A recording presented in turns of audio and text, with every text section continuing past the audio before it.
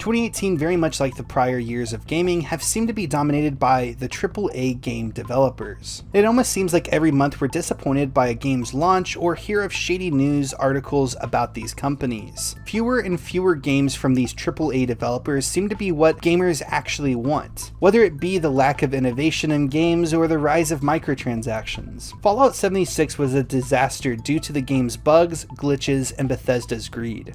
Battlefield 5 was launched at a $60 price tag, but seemed to be more of an early access game than anything, with many of the game features not coming out until months after the release of the game. Assassin's Creed Odyssey has become nothing less than a grind to complete the game or to pay microtransactions to quicken the pace. Now, I'm not saying that every game that came out last year was terrible.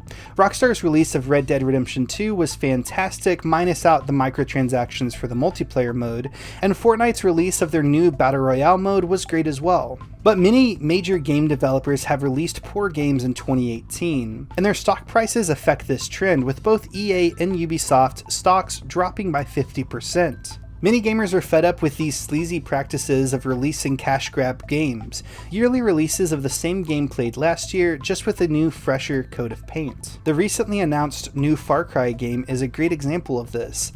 It's true that Far Cry New Dawn has a new story, a new map to explore, but it looks to be the same core game mechanics that we've seen 1,000 times before, with the same go to this area and capture this outpost type of gameplay. You might not be tired of this, but many gamers are and want something new and innovating. So what's the answer? Well, many more gamers are starting to transition to indie games.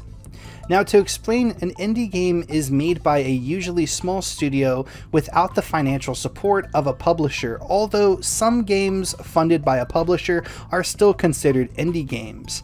Some prime examples of indie games are Minecraft, A Way Out, Gone Home, Ark Survival Evolved, and the recently released Ashen. These are all great examples because they are all innovative, fairly priced, and push the envelope, all things that these AAA developers can't or won't do.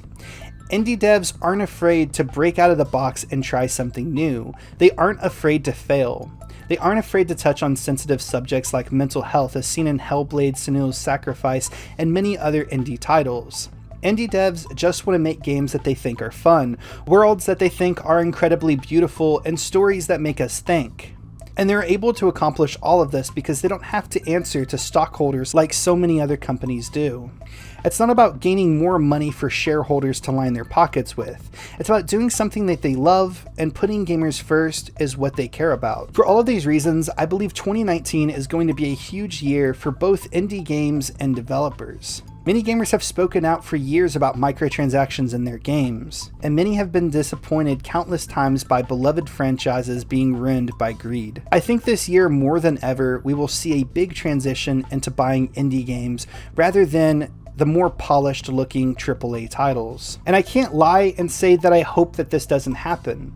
Let me know all of your guys' thoughts down in the comment section below, whether you agree or disagree. Thank you guys so much for watching this video. If you enjoyed, please make sure to leave a like on this video and share it with your friends. If you never want to miss out on any of my Xbox tutorials, Let's Plays, or news videos, make sure to hit that subscribe button. Thank you guys so much for watching. I hope you guys have a fantastic day. Peace out, guys.